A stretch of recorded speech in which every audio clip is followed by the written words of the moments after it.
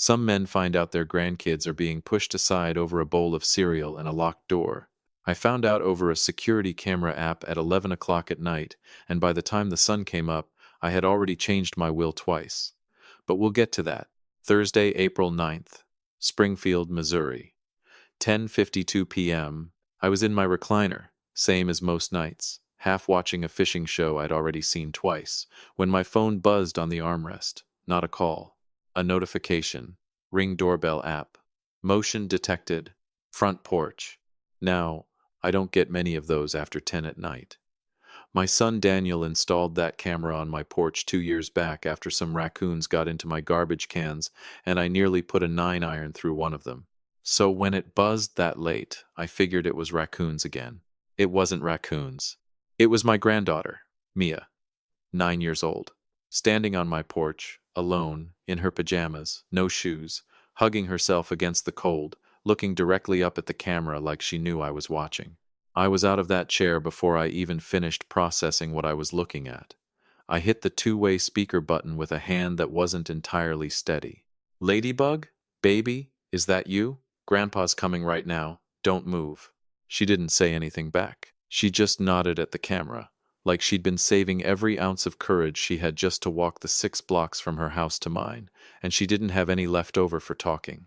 I live 4 minutes from my son's place if I hit both lights green, which I did that night, because apparently the universe decided to cooperate with me exactly once. I threw on shoes, no socks, grabbed my keys, and drove those 4 minutes doing a number I'm not going to repeat to a police officer if this video ever gets subpoenaed. She was still standing there when I pulled up, barefoot on my welcome mat, arms wrapped around herself, breath fogging in the April night air, which still gets cold in Missouri no matter what the calendar says. I didn't ask her a single question in that driveway. I just got out of the truck, walked up, and picked her up, all 60-some pounds of her, and she buried her face in my shoulder and finally let out the kind of sound a kid makes when they've been holding something in far, far too long. I carried her inside, sat her on my kitchen counter, wrapped her in the throw blanket off my couch, put the kettle on for hot chocolate before I even asked her name, because I already knew her name. What I needed was time for her breathing to slow down enough that words could get through it. "Mia, sweetheart, look at Grandpa. Are you hurt? Anywhere at all?" She shook her head. "Okay, good, that's good." I knelt down so I was eye level with her on that counter. "Now, tell me why you're standing on my porch at 11 o'clock at night with no shoes on." And that's when it came out, slow at first. Then all at once, the way a dam doesn't leak, it breaks. Mia is adopted. She's been my granddaughter, in every single way that matters, since she was 3 years old, when my son Daniel and his wife Ashley brought her home from the county after 2 years of foster placement that hadn't worked out for anybody. I was there the day they signed the papers. I cried like a fool in the parking lot of the courthouse. That little girl has called me Grandpa longer than she called anybody else anything. 18 months ago, Ashley got pregnant, a boy, Wyatt. And I want to say right here, plainly, so nobody misunderstands me, a new baby is a joyful thing. I loved that boy the second I laid eyes on him, same as I loved Mia. That was never the problem. The problem is what happened after. "Grandpa," Mia said, sitting on my counter wrapped in a blanket that smelled like my dog. "They took Wyatt to Disney World. They left this morning. They didn't tell me until last night. Mom said I had a big test tomorrow and missing school wasn't fair to my education." She stopped, picked at a loose thread on the blanket. "But Wyatt doesn't even go to school yet. He's 1. I felt something go very cold and very still in my chest. "Who's watching you while they're gone, Ladybug?" "Nobody. I mean, Mom said Mrs. Petrakis next door would check on me, but I haven't seen her. I've been alone since this morning. I made myself a peanut butter sandwich for dinner." She looked down at her own bare feet, swinging off the edge of my counter. "I got scared when it got dark and the house made noises, so I walked here. 9 years old, barefoot, 6 blocks, in the dark, because the house made noises and nobody was in it to make them stop being scary. I want you to sit with that for a second, the way I had to sit with it in my kitchen that night, because I don't think I processed the full weight of it until much later. That's not neglect that happened by accident. That's not a single bad night. Ashley didn't panic and forget a bag at the airport. This was planned. Booked flights, booked hotel. A whole trip built around leaving one specific child behind in an empty house with a neighbor who apparently never showed up. Have you eaten anything besides the sandwich? There were some crackers. I made her the hot chocolate. Made her a grilled cheese, too, because a peanut butter sandwich at 6 p.m. isn't dinner, it's a formality. She ate like she hadn't in a while, which told me something I didn't like about how often meals had been an afterthought in that house, even before this trip. Then I called Daniel. Straight to voicemail. Of course it did. The man was somewhere over the Ozarks on a flight to Orlando with his phone in airplane mode, blissfully unaware that his daughter had just walked 6 blocks alone in the dark because his house had stopped being safe for her to be in. I didn't leave a rambling message. I've learned that much in 71 years. I kept my voice level, calm, almost pleasant, because rage said out loud just gives the other person something to argue with, and I didn't want an argument. I wanted him to sit with silence the way I was about to make him sit with it. Daniel, it's Dad. Mia's with me. She's safe. We'll talk when you land. 6 words shorter than what I wanted to say. I hung up before I could ruin it. Then I called Ashley's phone. Same thing. Voicemail. I sat down at my kitchen table with Mia asleep on the couch behind me, wrapped in that blanket, my old retriever Duke curled up against her feet like he'd appointed himself guard duty, and I opened my laptop, and I did the thing I do now, instead of losing my temper. I got organized. I wrote down the time she arrived on my porch. I pulled the doorbell footage and saved it to 3 different places, because I've learned that technology fails you exactly when you need it most if you only save something once. I wrote down what she told me, word for word, while it was still fresh, before sleep and time had a chance to soften the edges of it in her memory. And then I did something I hadn't done in 14 years. I called my late wife's sister, Carol, who happens to be a family law paralegal over in Branson, because at 11:40 at night, a paralegal who owes you a favor from 2011 is worth more than any lawyer's answering service. Noah, it's midnight. It's 11:40, Carol, and I need a name, a good one. Family law, custody, the kind who doesn't blink. There was a pause on the line, the kind where I could hear her sitting up in bed. What happened? I told her. All of it. She was quiet for a long moment when I finished. Her name's Denise Coburn. Office on Battlefield Road. She's terrifying in the best possible way. I'll text you her cell right now. And Noah, she's going to want documentation. Everything. Timestamps. Especially. I've already started. Of course you have. I could hear something in her voice that might have been a small, sad smile. You always were the one who got quiet instead of loud. I didn't sleep that night. Not really. I sat in my recliner with Duke's leash within reach in case Mia woke up disoriented and needed the dog beside her, and I watched my sleeping granddaughter and thought about every excuse I was about to hear over the next 48 hours, and how none of them were going to be good enough. If you're the kind of person who believes kids should never come second to convenience, do me a favor and hit that subscribe button, because we've got a long road ahead of us tonight, and I'd like the company. By 6 the next morning, I had a 9 a.m. consultation booked with Denise Coburn. By 7, Mia was awake, and I made her pancakes, real ones. The kind with the little chocolate chips shaped into a smiley face, because that's a trick I learned raising Daniel, and it apparently still works on the 2nd generation. Grandpa, she said halfway through her plate, am I in trouble? I put my fork down. Why on earth would you think that, Ladybug? Because I left the house without asking anybody. And because... She stopped, pushed a chocolate chip around her plate with her fork, not looking at me. Because maybe if I was better, they wouldn't have wanted to leave me behind. Why, it doesn't cause any trouble. I probably cause trouble. I set my coffee down so hard the table shook a little. Mia, look at me. You listen to Grandpa right now, because I am only going to say this once, and I need it to stick. I waited until her eyes came up to meet mine. You did not do one single thing wrong. Not walking here in the dark. Not existing, not being 9 years old and scared in an empty house. None of it. You hear me? She nodded, but I could see in her face she didn't fully believe it yet.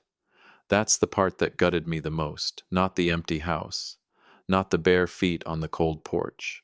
It was watching a 9-year-old try to calculate what she'd done to deserve being left behind when the honest answer was nothing. She'd done nothing. That math doesn't exist.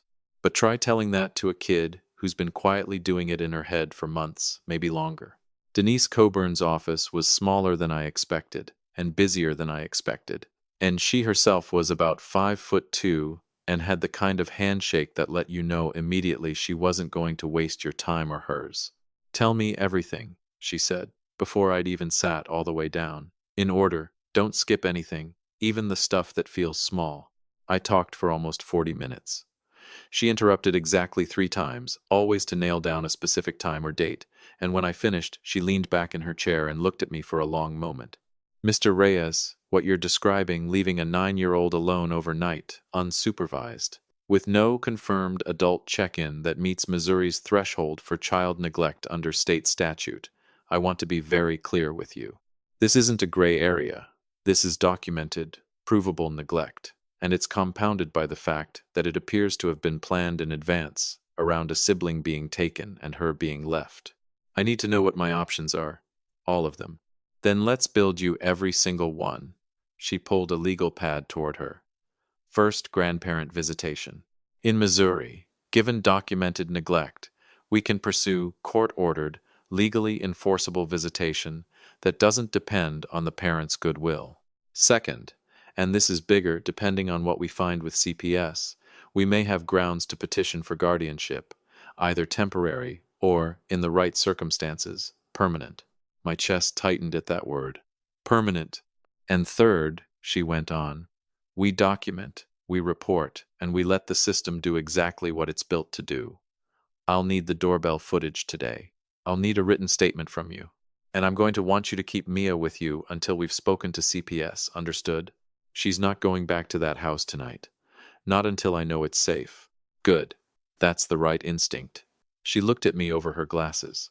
"One more thing. And I say this to every grandparent who walks through that door looking like you look right now. This is going to take time. Weeks, maybe longer. You have to be the calm one through all of it, even when you don't feel calm. Can you do that?" I thought about Mia asking me if she was in trouble for existing. I can do that. Daniel called me at 2:14 that afternoon, landed and furious, his voice already climbing before I'd even said hello. "Dad, what the hell? You can't just take my daughter. Harold. I only call him by his full first name when I mean business. And he knows it, has known it since he was 14 and put a baseball through Mrs. Denning's greenhouse. Your daughter walked 6 blocks alone in the dark because your house made noises and nobody was in it to make them stop. She had a peanut butter sandwich for dinner and some crackers. She's 9. Do you understand what I am telling you right now?" Silence on the line. Ashley said Mrs. Petrakis was checking on her. "Mrs. Petrakis never showed up, Daniel. Mia was alone from the time you left this morning until she showed up on my porch at 11 at night, barefoot." More silence. Longer this time. I could hear cruise line no, airport announcements in the background, boarding calls, the ordinary noise of people going about ordinary vacations while my granddaughter had spent the previous 18 hours essentially raising herself. "We'll be home Sunday," he finally said, voice much smaller now. "We'll talk about it then. We'll talk about it with my attorney present, actually. Monday morning.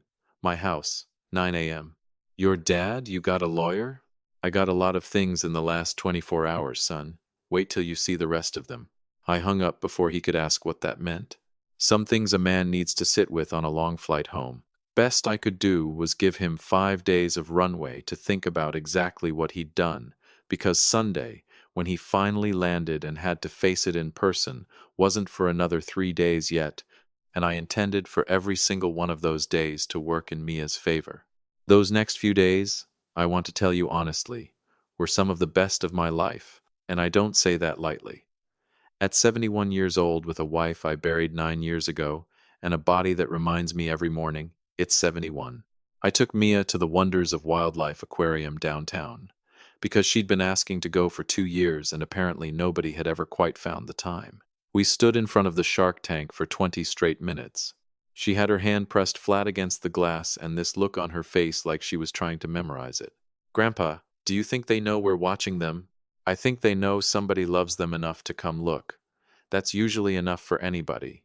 She looked up at me funny, like she suspected I wasn't just talking about the sharks, and she wasn't wrong, but she let it go and went back to watching the water. We went fishing at Table Rock Lake on the second day, something Daniel used to love as a boy, and somewhere along the way stopped making time for, and it turned out Mia had never once held a fishing pole in her life. I taught her how to bait a hook, which she hated, and how to cast, which she loved, and by the third try she'd caught a bluegill about the size of my hand and screamed loud enough to send every bird within a half-mile into the sky at once. "I did it, Grandpa, I did it." "You sure did, Ladybug. Look at that." Natural-born fisherman. She insisted on throwing it back, said it had a family somewhere probably worried about it. And something about the way she said that a family somewhere probably worried about it near about broke me clean in half, standing there on that dock with a fishing pole in my hand. That night I called Denise from the porch of my cabin, same as I'd call her every night that week, once Mia was down and the house had gone quiet. "Where do things stand?" I asked. "I've got the CPS report drafted. Haven't filed yet. I wanted to talk to you first about timing and strategy, because once it's filed, there's no taking it back." She paused. "I also pulled Mia's school records, with your permission from the school liaison, since you're an emergency contact on file, Mr. Reyes. There's a note from her third-grade teacher back in January, flagged withdrawal, some concerning statements about feeling invisible at home. It was sent to both parents. There's an email acknowledgement from Ashley. No documented follow-up after that." I sat with that for a moment on that dark porch, lake water lapping somewhere out past the tree line. "They knew," I said. "Months ago. They knew, and they did nothing." "It appears that way, yes." "File it, Denise." "You're certain?" I thought about a 9-year-old doing math in her head about what she'd done wrong to deserve an empty house. I have never been more certain of anything in my entire life. "Then I'll have it filed by Monday morning, before your meeting. And Mr. Reyes, one more thing we should discuss. Given what we're finding, I think it's worth exploring the guardianship petition seriously, not just visitation. I'm not saying it's a certainty.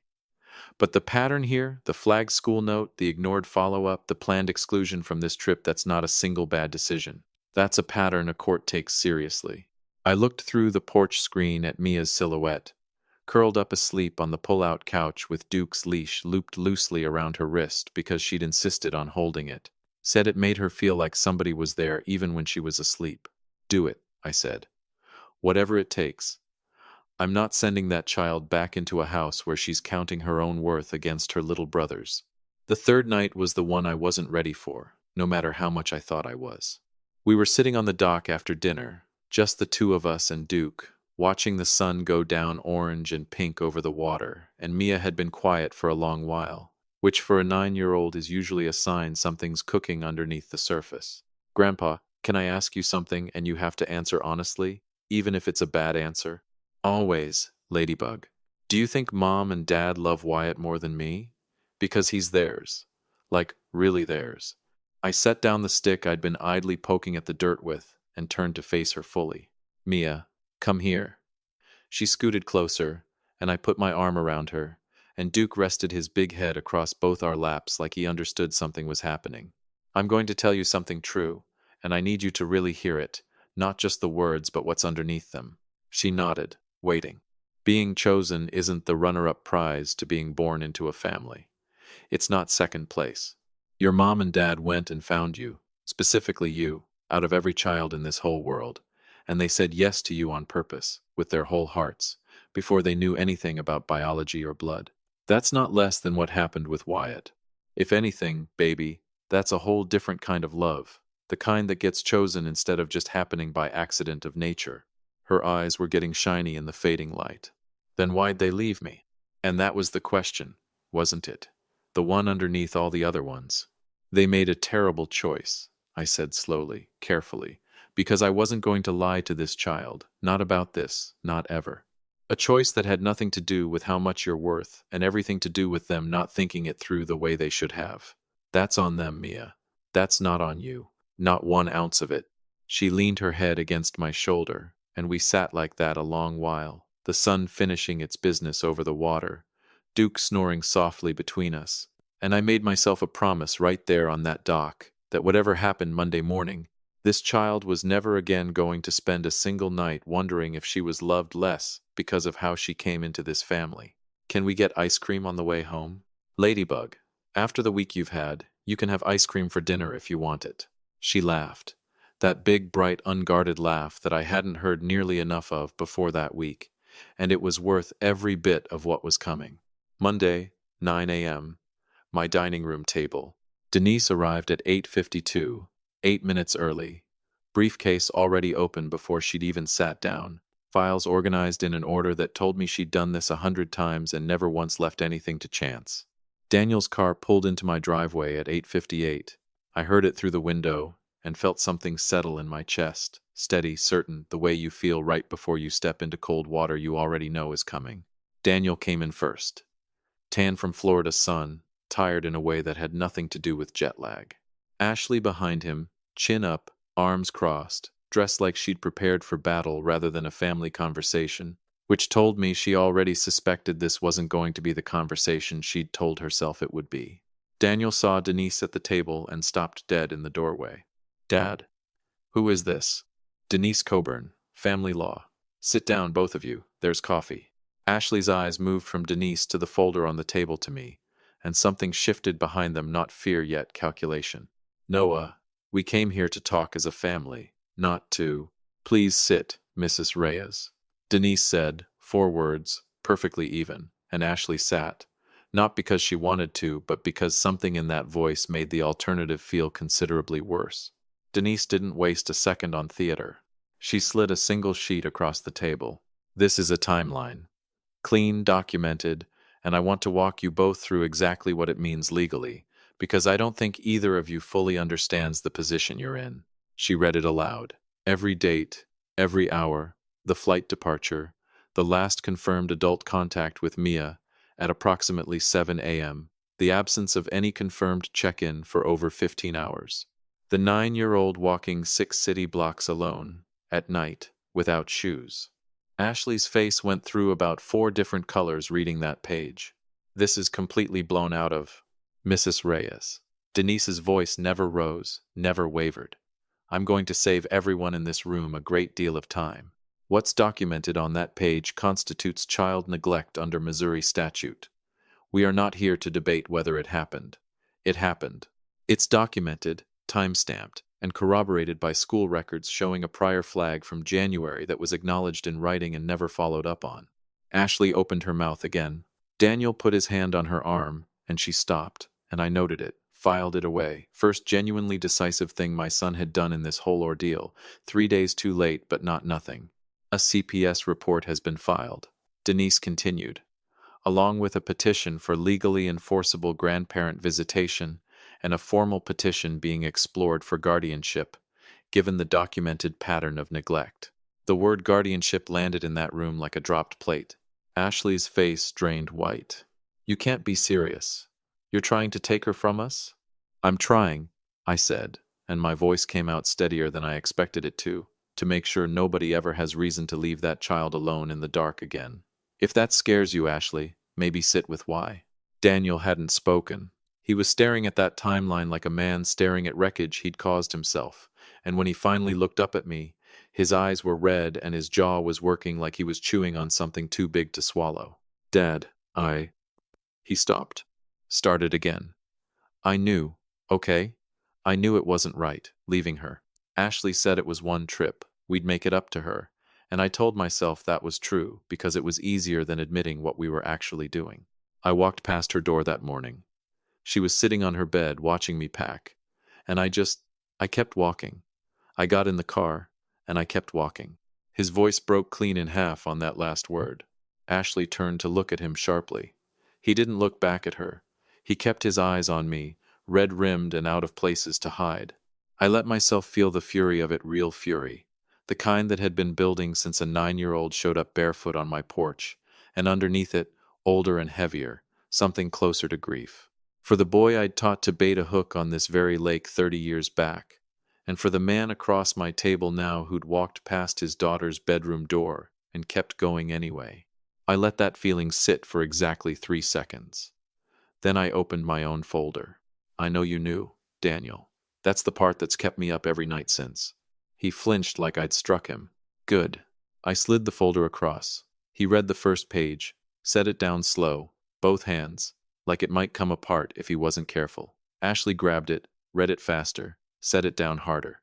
My revised will, notarized 3 days prior, while Mia was catching bluegill off a dock and asking me if her family loved her less. A portion of my estate, the house on Willow Creek that's been in this family since my own father built it. My savings, the small piece of land out past the county line placed in an irrevocable trust, established solely for Mia, released to her in full on her 18th birthday, overseen by an independent trustee, untouchable by any attorney either of them could ever hope to hire. Alongside it, a fully funded education account, already open, already earning interest. While we sat there at that table, Ashley stared at that document a long moment. Then she looked up at me, and for the first time since walking through my front door, the armor was gone completely. What was underneath it wasn't anger. It was fear, the specific, particular fear of someone realizing too late that they'd been outmaneuvered by a man they'd never once taken seriously. Noah, you can't just... I already did. I didn't raise my voice. Didn't lean forward. Just said it plain, the way you say something already decided. You chose who mattered most in that house, Ashley, when you booked that trip. I'm just being honest about who matters most in mine. Nobody spoke for a long moment. Denise laid out the terms. 4 of them, same as any good contract, clear, specific, enforceable. Mia would begin weekly sessions with a licensed child therapist, costs covered by the trust, starting within 2 weeks. I would receive legally enforceable visitation every weekend, not every other, every single one, plus 2 full weeks each summer, holidays split by written agreement.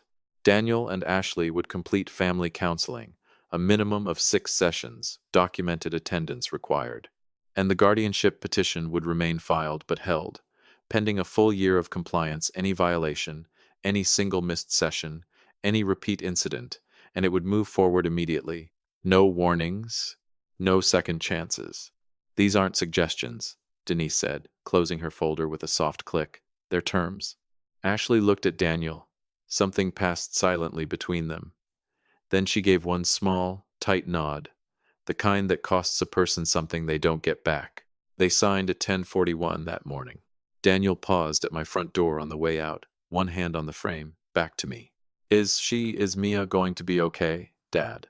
I let the question sit a moment, long enough to be felt the way it deserved to be felt. She will be, no thanks to what happened, but she will be. He nodded at the doorframe, didn't turn around, walked out. Ashley followed without a word. 6 months later, October now, and Springfield's gone that particular gold color it gets in the fall. All the maples along Willow Creek turning at once like somebody flipped a switch.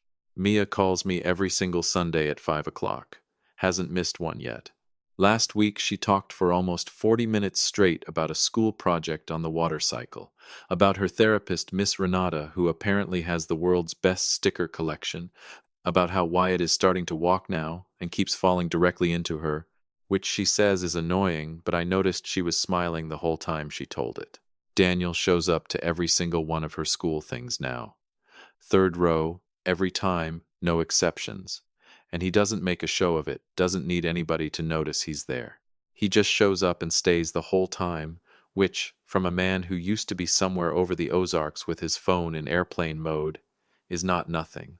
It isn't redemption yet, not fully, but it's the road toward it, and I've lived long enough to know the difference between a man performing change for an audience and a man quietly doing the work when nobody's keeping score. Ashley is harder. She's civil. Present at the visits, polite, trying in the small ways she knows how. Some weeks, that genuinely has to be enough, because it's what's on offer, and I've learned not to spend my remaining years waiting on people to become something they might never fully be. Daniel told me once, during one of the phone calls we've slowly, carefully started having again, that his counselor had helped him understand something about Ashley, that she'd built her whole sense of what family meant around having a child that was biologically hers, and that Mia's arrival years earlier had quietly represented something she never learned how to fully sit with. I'm no therapist. I'm not going to pretend I understand all of that. What I understand is a 9-year-old girl standing barefoot on my porch at 11 o'clock at night because the house she lived in had stopped feeling safe to be alone in. They spent a few $1,000s on a trip to make her feel like she came second. I spent considerably more to make sure she never has to wonder about that again. And that, right there, is the whole of it. If this one meant something to you, do an old man a favor and hit that like button. Subscribe if you haven't, and tell me down in the comments, would you have done the same thing I did? Or would you have gone further? I read every single one of them. I'll see you on the next one.